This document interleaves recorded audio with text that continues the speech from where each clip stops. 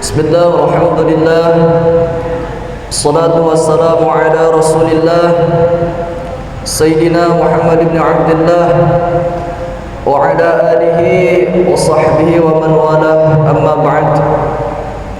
Para jamaah Masjid Miftahul Jannah yang insyaallah dimuliakan Allah Subhanahu wa taala, bersyukur kita kepada Allah dengan ungkapan alhamdulillahirabbil alamin atas limpahan nikmatnya.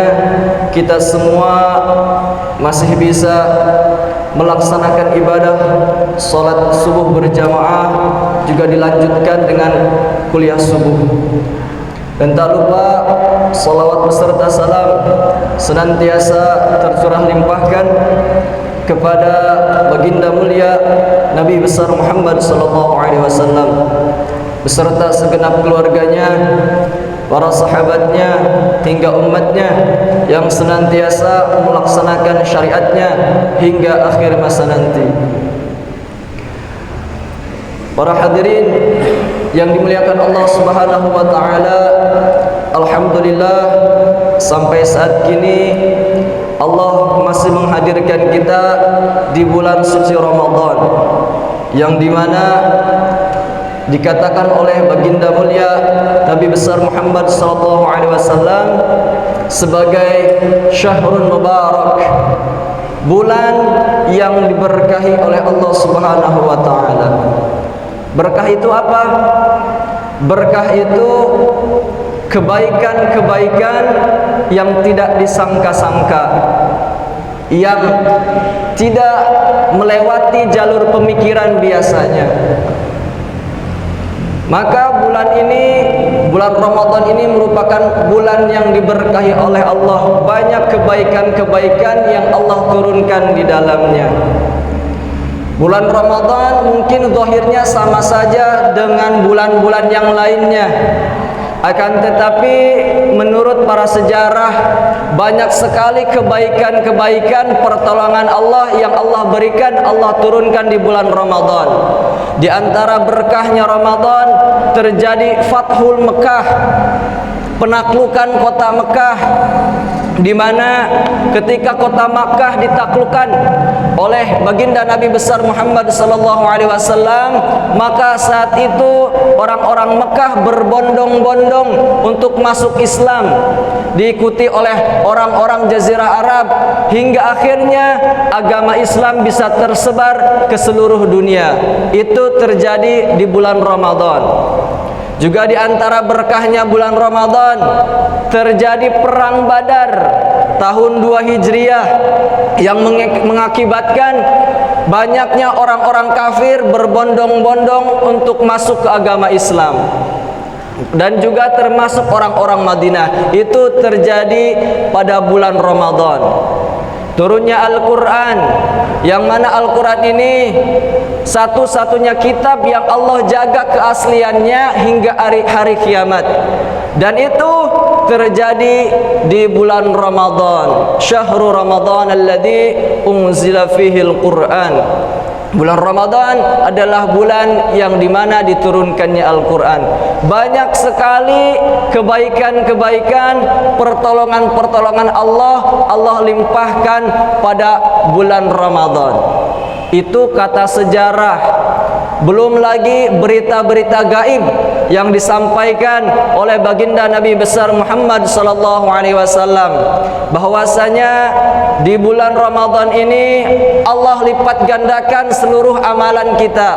Amalan sunnah dilipatkan menjadi seperti amalan wajib. Amalan wajib dihitung sampai 70 kali lipat. Amalan sunnah dihitung amalan wajib. Kita melakukan amalan sunnah 1000 kali pun itu tidak akan bisa menyamai 1 kali amalan wajib. Akan tetapi di bulan Ramadan ini Allah jadikan, Allah hitung amalan-amalan sunnah seperti halnya amalan wajib. Ini perkara besar.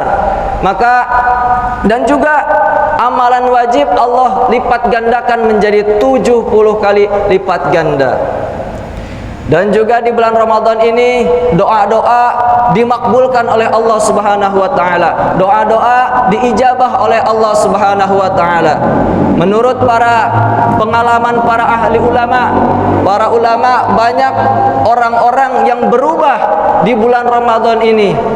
Orang-orang yang ditimpa kesulitan, berkah doanya di bulan Ramadan Allah berikan kemudahan. Orang-orang yang ahli maksiat, dengan berkah doanya Allah rubah menjadi ahli-ahli taat. Banyak sekali orang-orang yang biasa Allah rubah menjadi wali-walinya Allah Subhanahu wa taala. Ini merupakan berkah daripada bulan Ramadan. Jadi bulan Ramadan ini merupakan bulan yang berkah. Berkah untuk siapa? Berkah untuk orang-orang yang memanfaatkannya, yang memperhatikannya. Sebagaimana hujan. Hujan itu berkah. Berkah untuk siapa?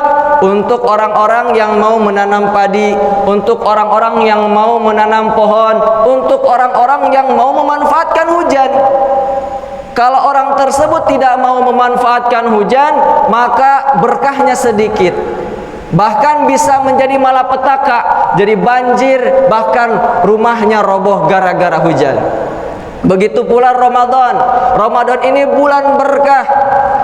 Untuk siapa? Untuk orang-orang yang mau memperhatikan Ramadan, yang mau mengambil manfaat di bulan Ramadan. Maka jangan sampai kita tidak memperhatikan Ramadan. Jangan sampai kita merendahkan Ramadan, menyepelekan Ramadan. Na'udzubillah.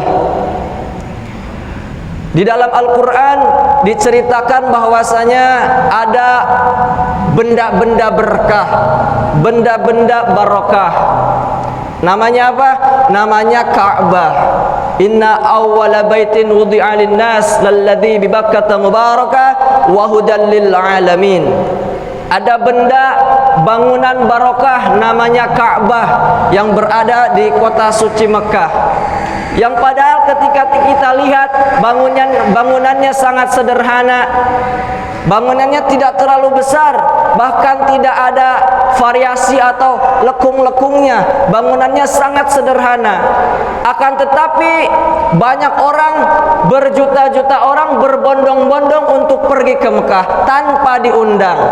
Di Indonesia saja kurang lebih jamaah haji itu 200.000 kurang lebih. Belum umroh 1 juta tiap tahun. Itu dari Indonesia saja. Padahal mereka tidak diundang, tidak dipaksa, tidak dibiayai, tiba-tiba berangkat ke sana. Tahu-tahu jual rumah, tahu-tahu jual sawah, tahu-tahu jual tanah untuk pergi ke Mekah. Itu karena berkahnya Ka'bah. Dan padahal di sekitar Ka'bah itu sumber kehidupan, sumber ekonomi itu sangatlah minim, sedikit. Sumber air sedikit. Dan tidak ada ladang, tidak sedikit sekali ladang, sawah, hutan itu sedikit sekali. Akan tetapi berjuta-juta orang pergi ke sana, mereka makan, mereka minum, mereka mandi, cukup semua. Itu karena berkahnya Ka'bah. Berbeda dengan kita Indonesia, Masya Allah. Hutan banyak, lautan ada, sawah, ladang ada, tambang punya, tapi hutang kemana-mana. Itu menandakan kurangnya barokah. Jadi ada bangunan barokah. Nanti masjid ini kalau sudah barokah, insya Allah akan seperti Ka'bah. Banyak orang berbondong-bondong memakmurkan masjid, meramaikan masjid kalau sudah barokah. Kita lihat ada masjid kok sepi, tidak rame, itu artinya kurang barokah. Kenapa bisa kurang barokah? Karena amalan-amalan yang mendatangkan barokah tersebut tidak dijaga. Amalan apa? Amalannya baginda Nabi besar Muhammad sallallahu alaihi wasallam. Kemudian ada juga keluarga barokah. Disebutkan, diceritakan dalam Al-Quran, yaitu keluarga Nabi Ibrahim. Rahmatullah wa barakatuh alaikum ahlal bait. Keluarga yang barokah yaitu keluarganya Nabiullah Ibrahim alaihi salam. Nabi Ibrahim ini asalnya dari Babilonia. daerah kawasan Irak. Akan tetapi beliau hijrah karena sulit dalam mengamalkan agama. Inni dzahibun ila rabbi sayahdin. Nabi Ibrahim hijrah ke daerah Syam, ke daerah Masjidil Aqsa di Palestina. Di Palestina beliau menikah dengan Siti Sarah, kemudian melahirkan Nabiullah Ishak. Nabiullah Ishak melahirkan Nabiullah Yakub. Nabi Yakub melahirkan Nabi Yusuf, dan juga melahirkan nabi-nabi yang kebanyakan kita baca di Al-Quran. Itu semua kebanyakan nabi-nabi berasal dari anak cucunya Nabi Ibrahim dan juga Siti Sarah. Kemudian Nabi Ibrahim pergi ke Mekah. Di sana Nabi Ibrahim meninggalkan Siti Hajar, yang dimana dari Siti Hajar ini Nabi Ibrahim dikaruniai anak, yaitu Nabi Ismail.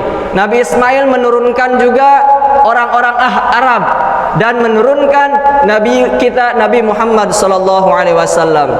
Nabi Muhammad sallallahu alaihi wasallam mempunyai keturunan namanya Sayyidah Fatimah. Sayyidah Fatimah menikah dengan Sayyidina Abu Talib,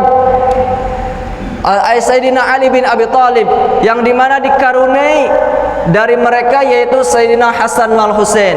Sayyidina Husain melahirkan yaitu Imam Ali Zainal Abidin, yang dimana turunan dari Imam Ali Zainal Abidin itu adalah Wali Songo. Wali Songo tersebut mengislamkan Indonesia, mengislamkan kita yang ada di negeri Indonesia ini. Maka itulah keluarga barokah, bisa menurunkan, meregenerasi orang-orang soleh, orang-orang baik, orang-orang takwa, orang-orang pejuang agamanya Allah Subhanahu wa Ta'ala. Dan terakhir ada yang namanya ilmu barokah.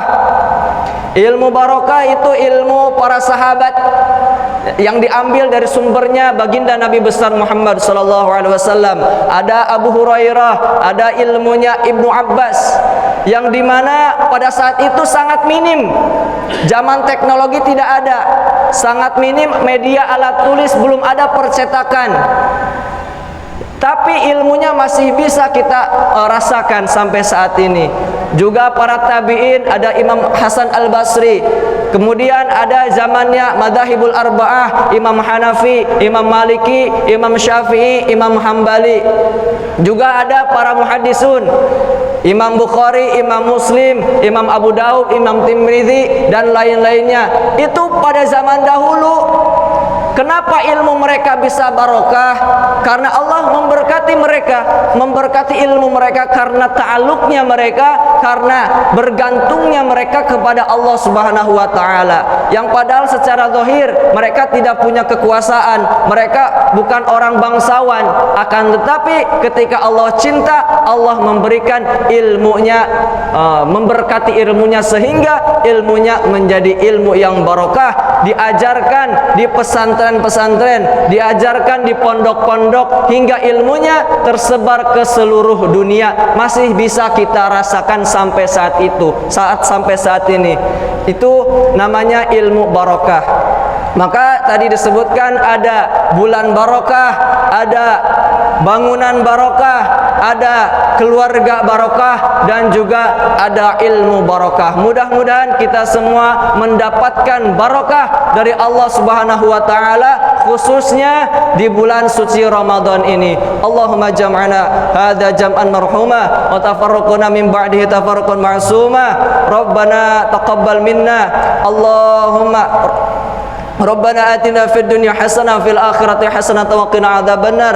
Wal 'afwu minkum. Wassalamu alaikum warahmatullahi wabarakatuh.